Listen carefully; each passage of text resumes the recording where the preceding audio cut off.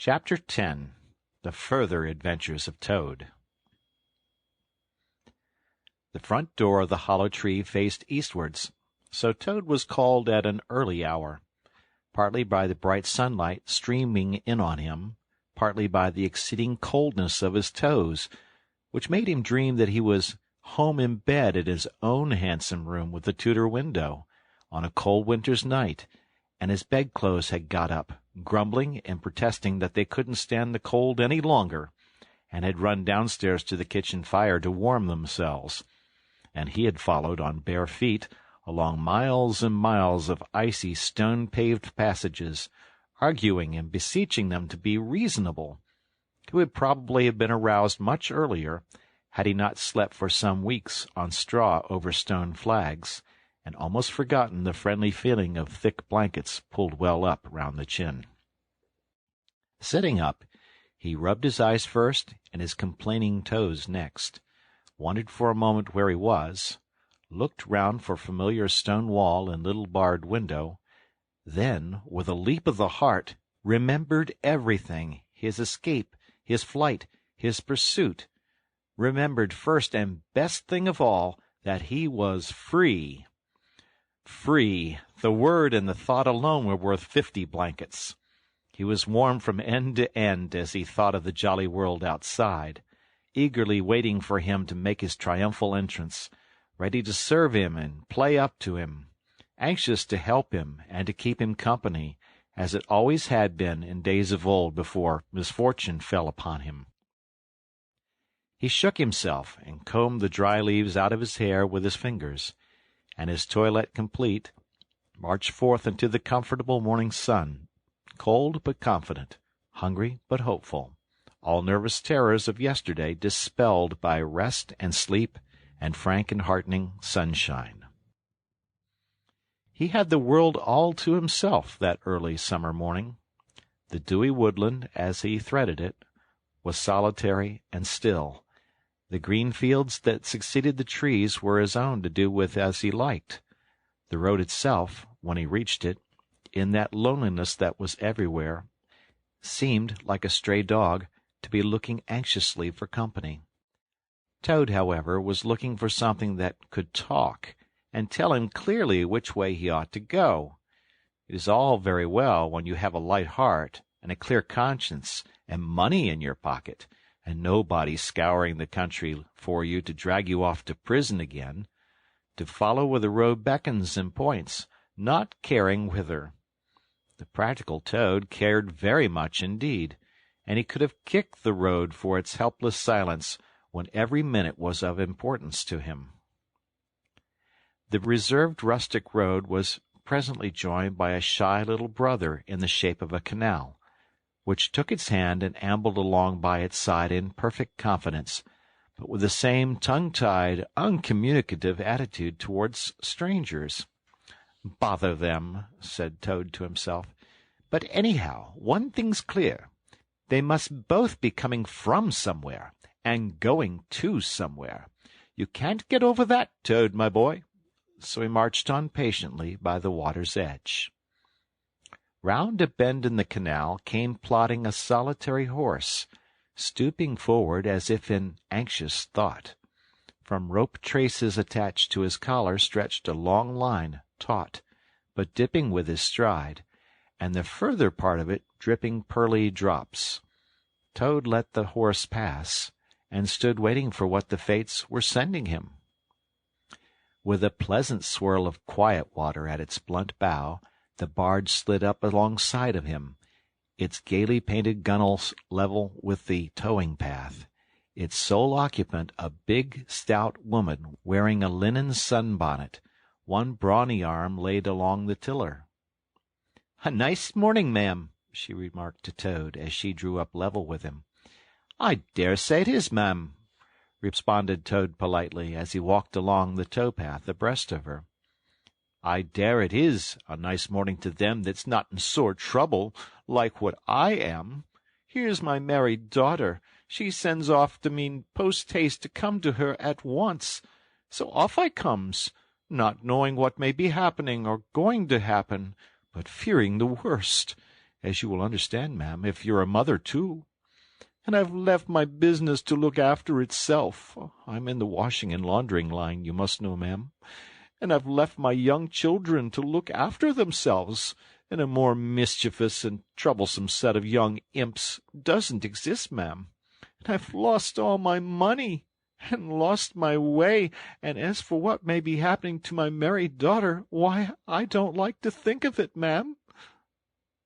"Where might your married daughter be living, ma'am?" asked the barge woman.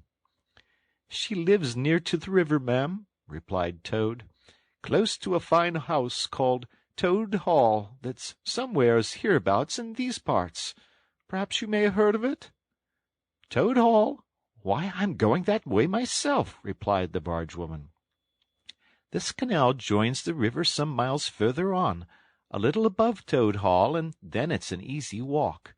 You come along in the barge with me, and I'll give you a lift." She steered the barge close to the bank, and Toad, with many humble and grateful acknowledgments, stepped lightly on board and sat down with great satisfaction. "Toad's luck again," thought he. "I always come out on top." "So you're in the washing business, ma'am?" said the barge woman politely as they glided along. "And a very good business you've got, too, I dare say, if I'm not making too free in saying so." "Finest business in the whole country," said Toad airily. "All the gentry come to me. Wouldn't go to anyone else if they were paid, they know me so well. You see, I understand my work thoroughly, and attend to it all myself. Washing, ironing, clear starching, making up gents' fine shirts for evening wear. Everything's done under my own eye." "But surely you don't do all that work yourself, ma'am?" asked the barge woman respectfully. "Oh, I have girls," said Toad lightly. 20 girls or thereabouts, always at work. But you know what girls are, ma'am. Nasty little hussies, that's what I call them." "So do I," said the barge woman with great heartiness. "But I dare say you set yours to rights, the idle trollops. And are you very fond of washing?" "I love it," said Toad. "I simply dote on it. Never so happy as when I've got both arms in the wash-tub. But then it comes so easy to me. No trouble at all. A real pleasure, I assure you, ma'am." "What a bit of luck meeting you," observed the barge woman thoughtfully. "A regular piece of good fortune for both of us." "Why, what do you mean?" asked Toad nervously. "Well, look at me now," replied the barge woman. "I like washing too, just the same as you do, and for that matter, whether I like it or not, I have got to do all my own, naturally moving about as I do. Now my husband, he's such a fellow for shirking his work and leaving the barge to me, that never a moment do I get for seeing to my own affairs. By rights he ought to be here now, either steering or attending to the horse, though luckily the horse has sense enough to attend to himself. Instead of which, he's gone off with the dog to see if they can't pick up a rabbit for dinner somewhere. Says he'll catch me up at the next lock. Well, that's as it may be. I don't trust him, once he goes off with that dog, who's worse than he is. But meantime, how am I to get on with my washing?" "Oh, never mind about the washing," said Toad, not liking the subject. "Try and fix your mind on that rabbit. A nice fat young rabbit, I'll be bound. Got any onions?" "I can't fix my mind on anything but my washing," said the barge woman. "And I wonder you could be talking of rabbits with such a joyful prospect before you. There's a heap of things of mine that you'll find in a corner of the cabin. If you'll just take one or two of the most necessary sort, I won't venture to describe them to a lady like you, but you'll recognize them at a glance, and put them through the wash-tub as we go along, why, it'll be a pleasure to you, as you rightly say, and a real help to me. You'll find a tub handy, and soap, and a kettle on the stove, and a bucket to haul up water from the canal with. Then I shall know you're enjoying yourself, instead of sitting here idle, looking at the scenery and yawning your head off." "Here, you let me steer," said Toad, now thoroughly frightened, "and then you can get on with your own washing and your own way. I might spoil your things, or not do 'em as you like. I'm more used to gentlemen's things myself. It's my special line." "Let you steer?" replied the bargewoman, laughing. "It takes some practice to steer a barge properly. Besides, it's dull work, and I want you to be happy. No, you shall do the washing you are so fond of, and I'll stick to the steering that I understand. Don't try and deprive me of the pleasure of giving you a treat." Toad was fairly cornered. He looked for escape this way and that, saw that he was too far from the bank for a flying leap, and sullenly resigned himself to his fate. "If it comes to that," he thought in desperation, "I suppose any fool can wash." He fetched tub, soap, and other necessaries from the cabin, selected a few garments at random, tried to recollect what he had seen in casual glances through laundry windows, and set to. A long half-hour passed, and every minute of it saw Toad getting crosser and crosser.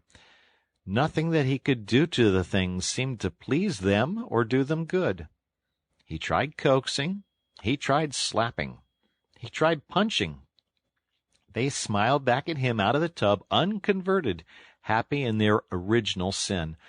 Once or twice he looked nervously over his shoulder at the bargewoman, but she appeared to be gazing out in front of her, absorbed in her steering. His back ached badly, and he noticed with dismay that his paws were beginning to get all crinkly. Now Toad was very proud of his paws. He muttered under his breath words that should never pass the lips of either Washerwoman or Toads, and lost the soap for the 50th time. A burst of laughter made him straighten himself and look round. The bargewoman was leaning back and laughing unrestrainedly, till the tears ran down her cheeks.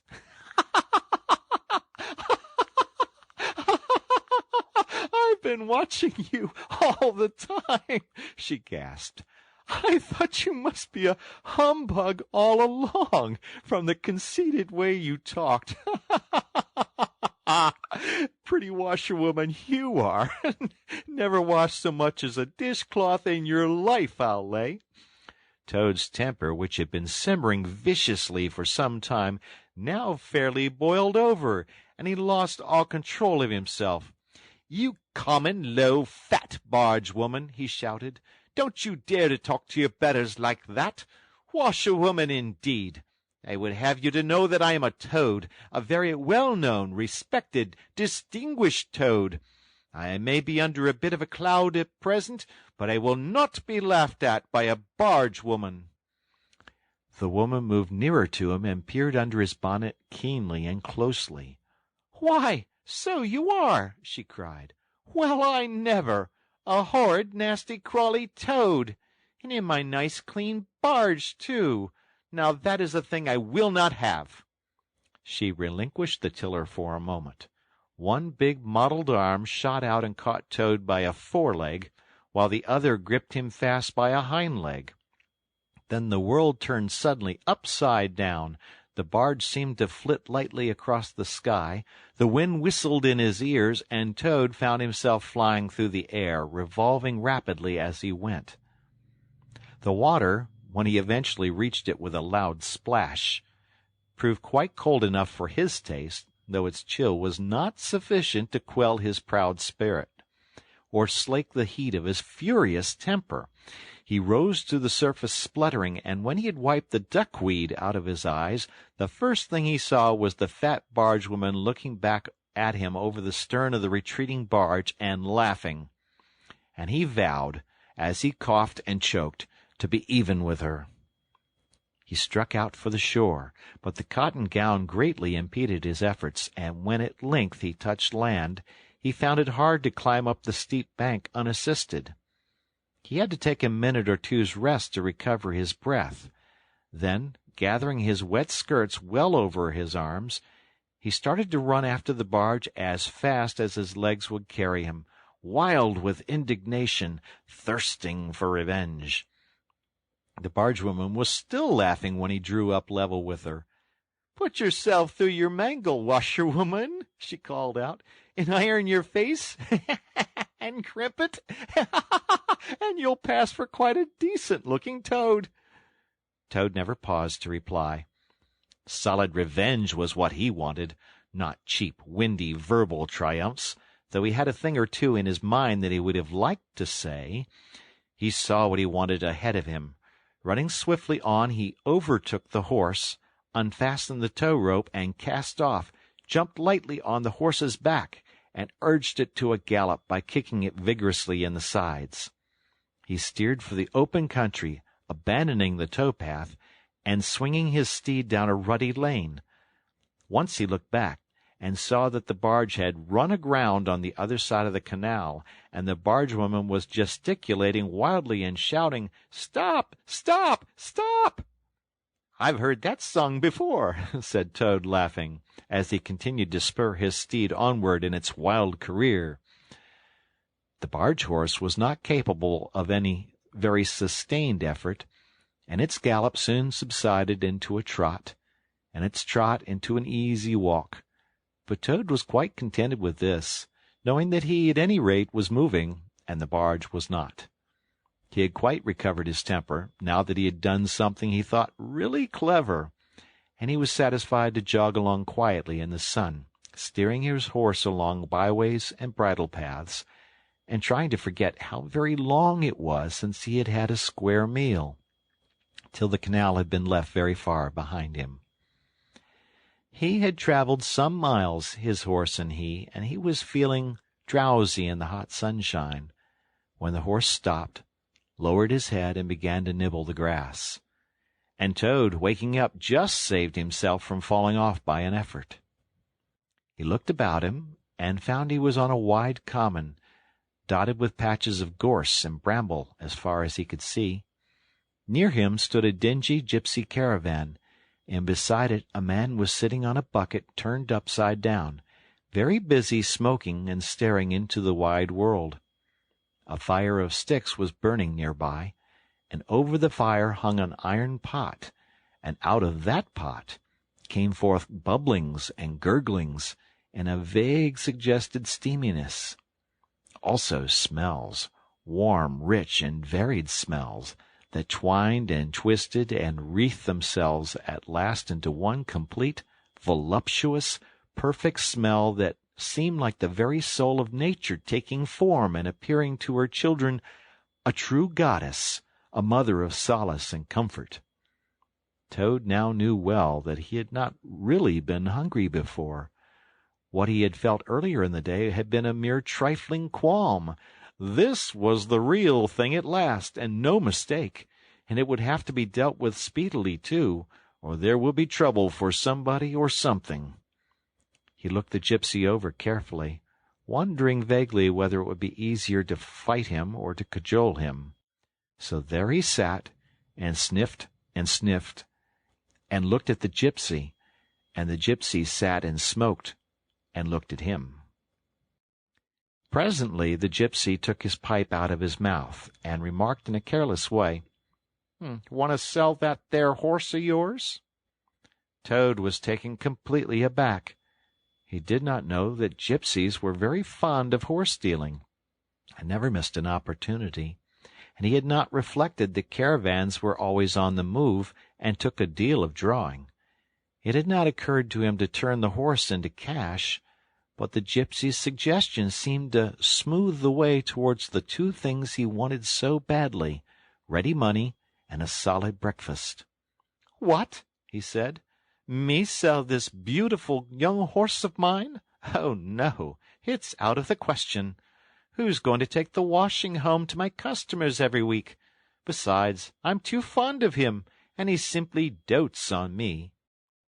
"Try and love a donkey," suggested the gypsy. "Some people do." "You don't seem to see," continued Toad, "that this fine horse of mine is a cut above you altogether. He's a blood horse, he is, partly. Not the part you see, of course, another part. And he's been a prize hackney, too, in his time. That was the time before you knew him, but you can still tell it on him at a glance, if you understand anything about horses. No, it's not to be thought of for a moment. All the same, how much might you be disposed to offer me for this beautiful young horse of mine?" The gypsy looked the horse over, and then he looked Toad over with equal care, and looked at the horse again. "Shillin' a leg," he said briefly, and turned away, continuing to smoke and try to stare the wide world out of countenance. "A shilling a leg!" cried Toad. "If you please, I must take a little time to work that out, and see just what it comes to." He climbed down off his horse, and left it to graze, and sat down by the gypsy and did sums on his fingers, and at last he said, "A shilling a leg? Why, that comes to exactly 4 shillings, and no more.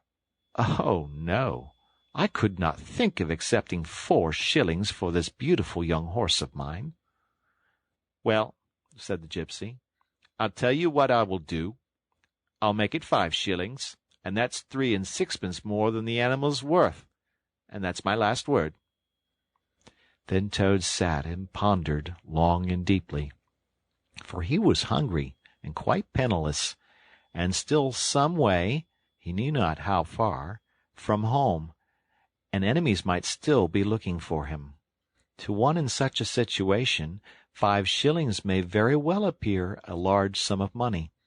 On the other hand, it did not seem very much to get for a horse. But then again, the horse hadn't cost him anything, so whatever he got was all clear profit. At last he said firmly, "Look here, gypsy, I tell you what we will do, and this is my last word. You shall hand me over 6 shillings and 6pence, cash down, and further, in addition thereto, you shall give me as much breakfast as I can possibly eat, at one sitting, of course, out of that iron pot of yours that keeps sending forth such delicious and exciting smells. In return, I will make over to you my spirited young horse, with all the beautiful harness and trappings that are on him freely thrown in. If that's not good enough for you, say so, and I'll be getting on. I know a man near here who's wanted this horse of mine for years." The gypsy grumbled frightfully, and declared if he did a few more deals of that sort, he'd be ruined. But in the end, he lugged a dirty canvas bag out of the depths of his trouser pocket, and counted out 6 shillings and 6pence into Toad's paw. Then he disappeared into the caravan for an instant, and returned with a large iron plate and a knife, fork, and spoon. He tilted up the pot, and a glorious stream of hot, rich stew gurgled onto the plate. It was, indeed, the most beautiful stew in the world, being made of partridges and pheasants and chickens and hares and rabbits and peahens and guinea fowls and 1 or 2 other things. Toad took the plate on his lap, almost crying, and stuffed and stuffed and stuffed, and kept asking for more, and the gypsy never grudged it him. He thought that he had never eaten so good a breakfast in all his life. When Toad had taken as much stew on board as he thought he could possibly hold, he got up and said good-bye to the gypsy, and took an affectionate farewell of the horse. And the gypsy, who knew the riverside well, gave him directions which way to go, and he set forth on his travels again in the best possible spirits. He was indeed a very different Toad from the animal of an hour ago. The sun was shining brightly, his wet clothes were quite dry again, he had money in his pocket once more, he was nearing home and friends and safety, and most and best of all, he had had a substantial meal, hot and nourishing, and felt big and strong and careless and self-confident. As he tramped along gaily, he thought of his adventures and escapes, and how when things seemed at their worst, he'd always managed to find a way out, and his pride and conceit began to swell within him. "Ho, ho!" he said to himself, as he marched along with his chin in the air. "What a clever toad I am! There is surely no animal equal to me for cleverness in the whole world. My enemies shut me up in prison, encircled by sentries, watched night and day by warders. I walk out through them all, by sheer ability coupled with courage. They pursue me with engines and policemen and revolvers. I snap my fingers at them and vanish laughing into space. I am, unfortunately, thrown into a canal by a woman fat of body and very evil-minded. What of it? I swim ashore, I seize her horse, I ride off in triumph, and I sell the horse for a whole pocketful of money and an excellent breakfast. Ho, ho! I am the Toad, the handsome, the popular, the successful Toad. He got so puffed up with conceit that he made up a song as he walked, in praise of himself, and sang it at the top of his voice, though there was no one to hear it but him. It was perhaps the most conceited song that any animal ever composed. The world has held great heroes, as history books have showed, but never a name to go down to fame compared with that of Toad. The clever men at Oxford know all that there is to be knowed, but they none of them know one half as much as intelligent Mr. Toad. The animals sat in the ark and cried, their tears and torrents flowed. Who was it said, "There's land ahead," encouraging Mr. Toad? The army all saluted as they marched along the road. Was it the King or Kitchener? No, it was Mr. Toad. The Queen and her ladies in waiting sat at the window and sewed. She cried, "Look, who's that handsome man?" They answered, "Mr. Toad." There was a great deal more of the same sort, but too dreadfully conceited to be written down. These are some of the milder verses. He sang as he walked, and he walked as he sang, and got more inflated every minute. But his pride was shortly to have a severe fall. After some miles of country lanes he reached the high road, and as he turned into it and glanced along its white length, he saw approaching him a speck that turned into a dot, and then into a blob, and then into something very familiar. And a double note of warning, only too well known, fell on his delighted ear. "This is something like," said the excited Toad. "This is real life again. This is once more the great world from which I have been missed so long.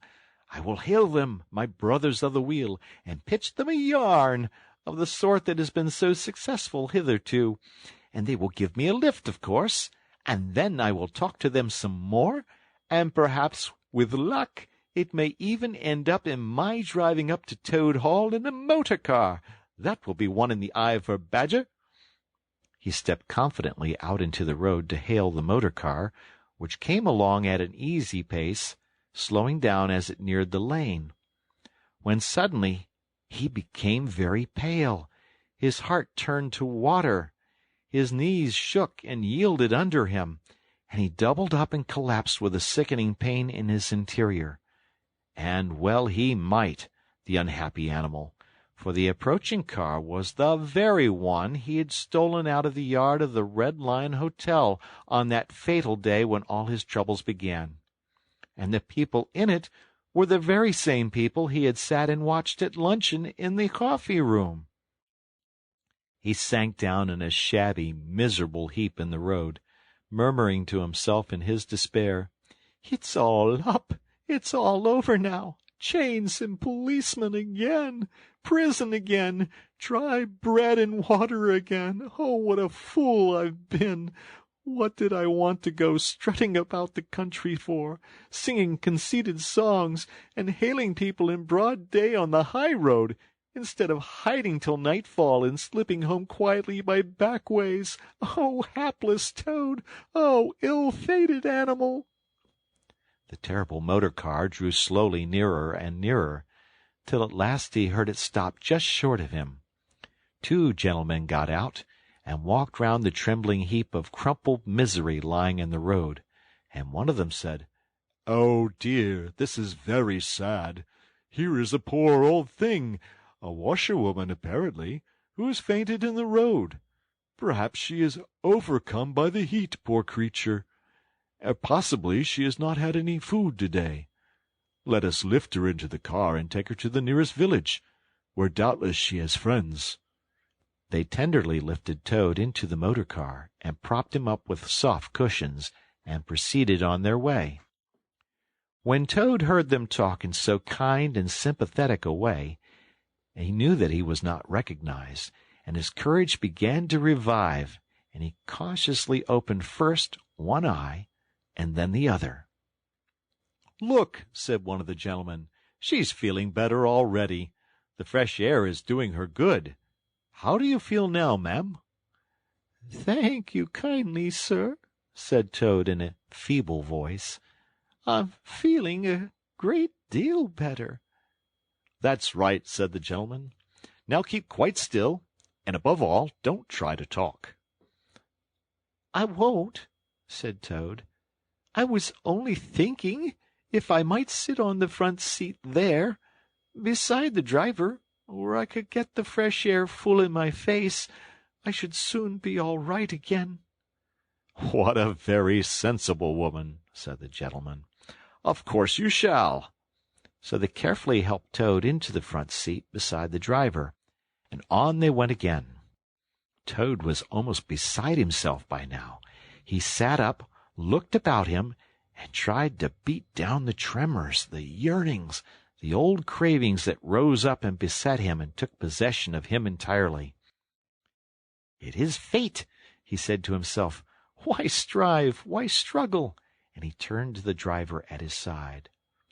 "Please, sir," he said, "I wish you would kindly let me try and drive the car for a little. I've been watching you carefully, and it looks so easy and so interesting, and I should like to be able to tell my friends that once I had driven a motor car." The driver laughed at the proposal so heartily that the gentleman inquired what the matter was. When he heard, he said, to Toad's delight, "Bravo, ma'am! I like your spirit. Let her have a try, and look after her. She won't do any harm." Toad eagerly scrambled into the seat vacated by the driver, took the steering wheel in his hands, listened with affected humility to the instructions given him, and set the car in motion, but very slowly and carefully at first, for he was determined to be prudent.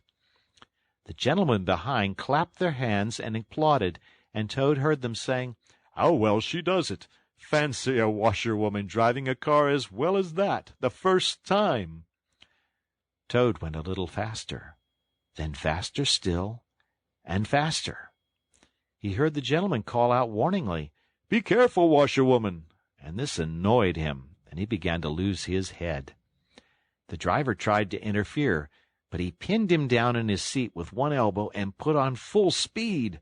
The rush of air in his face, the hum of the engines, and the light jump of the car beneath him intoxicated his weak brain. "Washerwoman, indeed!" he shouted recklessly. "Ho, ho! I am the Toad, the motor-car snatcher, the prison-breaker, the Toad who always escapes. Sit still, and you shall know what driving really is, for you are in the hands of the famous, the skillful, and the entirely fearless Toad." With a cry of horror, the whole party rose and flung themselves on him. "Seize him!" they cried. "Seize the Toad, the wicked animal who stole our motor-car! Bind him, chain him, drag him to the nearest police station! Down with the desperate and dangerous Toad!" Alas, they should have thought. They ought to have been more prudent. Then they should have remembered to stop the motor-car somehow before playing any pranks of that sort. With a half-turn of the wheel, the Toad sent the car crashing through the low hedge that ran along the roadside. One mighty bound, a violent shock, and the wheels of the car were churning up the thick mud of a horse-pond. Toad found himself flying through the air with a strong upward rush and delicate curve of a swallow. He liked the motion, and was just beginning to wonder whether it would go on until he had developed wings and turned into a toad bird, when he landed on his back with a thump in the soft, rich grass of a meadow. Sitting up, he could just see the motor car in the pond, nearly submerged. The gentleman and the driver, encumbered by their long coats, were floundering helplessly in the water. He picked himself up rapidly and set off running across country as hard as he could, scrambling through hedges, jumping ditches, pounding across fields, till he was breathless and weary and had to settle down into an easy walk. When he had recovered his breath somewhat and was able to think calmly, he began to giggle, and from giggling he took to laughing, and he laughed till he had to sit down under a hedge. He cried, in ecstasies of self-admiration. Toad again! Toad, as usual, comes out on top. Who was it got them to give him a lift? Who managed to get on the front seat for the sake of fresh air? Who persuaded them into letting him see if he could drive? Who landed them all in a horse pond? Who escaped flying gaily and unscathed through the air, leaving the narrow-minded, grudging, timid excursionists in the mud where they rightly should be? Why, Toad, of course. Clever Toad, great Toad, good Toad. Then he burst into song again, and chanted with uplifted voice, The motor car went poop, poop, poop as it raced along the road. Who was it steered it into a pond? Ingenious Mr. Toad. Oh, how clever I am! How clever, how clever, how very clever! A slight noise at a distance behind him made him turn his head and look. Oh, horror! Oh, misery! Oh, despair! About 2 fields off, a chauffeur in his leather gaiters and 2 large rural policemen were visible, running towards him as hard as they could go. Poor Toad sprang to his feet and pelted away again, his heart in his mouth. Oh, my! He gasped as he panted along. What an ass I am! What a conceited and heedless ass! Swaggering again, shouting and singing songs again, sitting still and gassing again. Oh, my! Oh, my! Oh, my! He glanced back and saw to his dismay that they were gaining on him. On he ran desperately, but kept looking back and saw that they were still gaining steadily. He did his best, but he was a fat animal, and his legs were short, and still they gained. He could hear them close behind him now.